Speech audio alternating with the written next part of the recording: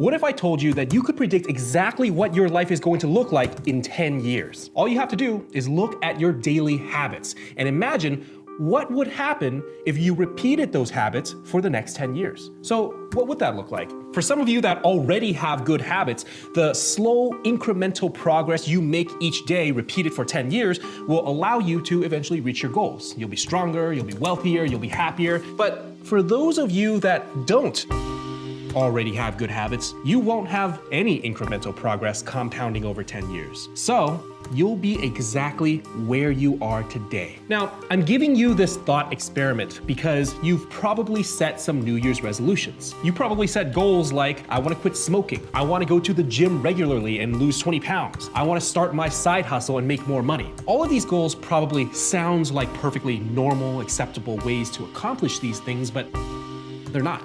The act of just setting goals actually does very little to help you actually accomplish those goals. And that's why, statistically speaking, there's an 80% chance you will give up on these goals in less than 2 months. Here's something that most people don't realize. Winners and losers have the exact same goals. Everybody wants to make more money. Everybody wants to exercise more. Everybody wants to quit smoking or drinking. But the difference between winners and losers, the difference between those who accomplish their goals and those who never do, is the fact that winners understand that their goals are good for setting a direction only, and that's it. Winners understand that there's something deeper that's required to make substantial progress, and that thing is an identity shift. Research has shown that the people who are most likely to accomplish their goals are the ones who adopt a new mentality. So think about people who have the goal of not smoking anymore. Now, imagine that somebody offers them a cigarette. One person might say, no thanks, I'm trying to quit. Another person might say, no thanks, I don't smoke. You see the difference? The person who said, no thanks, I'm trying to quit, is still identifying as somebody who is a smoker hoping that they will change. Somebody who simply doesn't smoke has shifted their identity. They're not hoping for any outcome. They're simply not a smoker. So if you want to actually stick with your goals, you have to do the same. You have to change your beliefs about who you are. You have to adopt a new identity. When you focus on an identity shift, you're no longer trying to reach this incredibly difficult end goal. Instead, you are just acting like the type of person that you want to be. You're just acting like the person that you are. In other words, the right habits will become a natural part of the process. If you identify as a musician, you won't dread practicing every day because that's just part of the process. You enjoy doing that. If you identify as a healthy person, as a fit person, you won't dread going to the gym every day and thinking of it as a chore because that is who you are. If you identify as an entrepreneur, then you won't dread all the work that goes into building your business because that's just who you are. Now, I've seen this play out in person many times when I've helped people start their own YouTube channel. There are people who focus on the external end result, the views, the subscribers, the money. And then there are people who focus on the fact that they want to become creators. They want to spread their creativity and share it with the world. People who focus on views and subscribers rarely end up succeeding. They get discouraged early on when their first few videos barely get any views. They have a hard time staying enthusiastic about creating new content when they only have 10 subscribers. They lose passion when it sinks in that it could take hours to write a great script, days to edit a great video, and they're not even making money from it yet. Those people give up before they find success. Now, the ones that do succeed are the ones that truly identify as creators.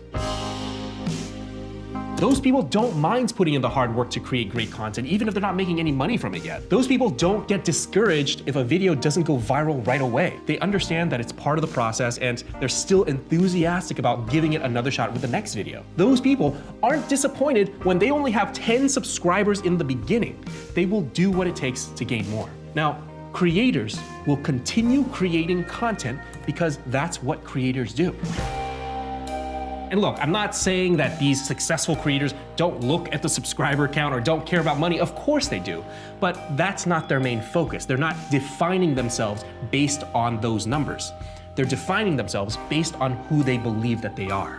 People who solely focus on going viral and having millions of subscribers are in a constant state of disappointment and anxiety about reaching and maintaining those stats. Now look, an identity shift doesn't mean you suddenly say to yourself, I'm a creator, I'm an entrepreneur, I'm a non-smoker, and then your whole life changes. A true identity shift requires you to learn to love the process. Let's take being an entrepreneur, for example.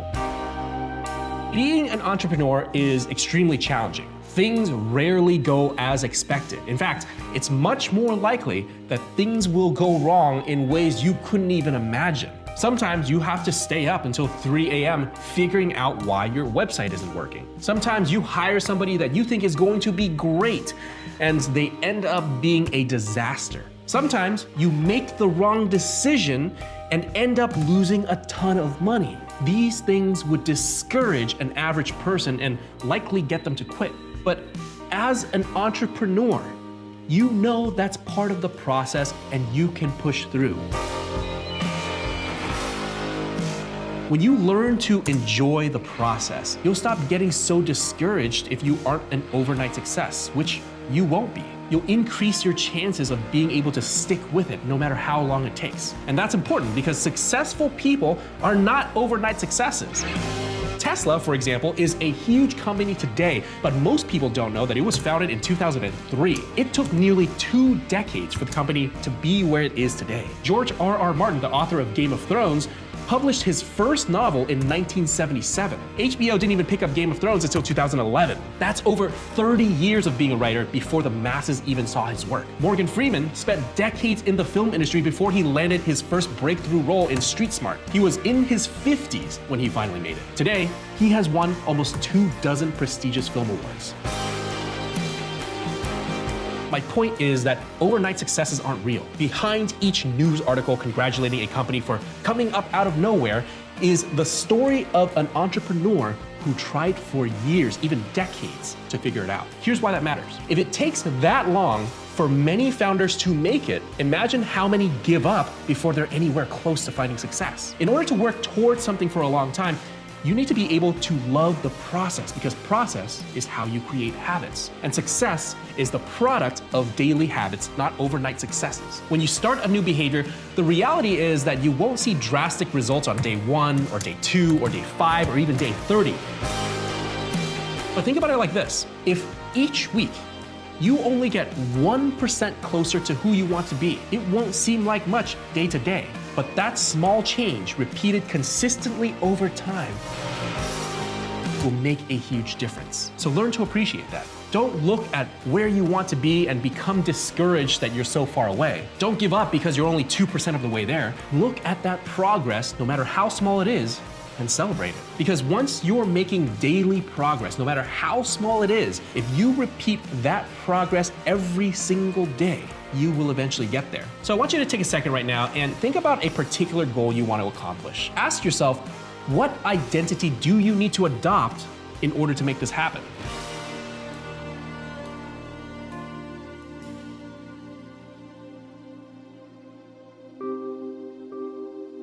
You're not somebody who wants to lose 20 pounds. Instead, you're a healthy person. You're not somebody who wants to practice piano every day.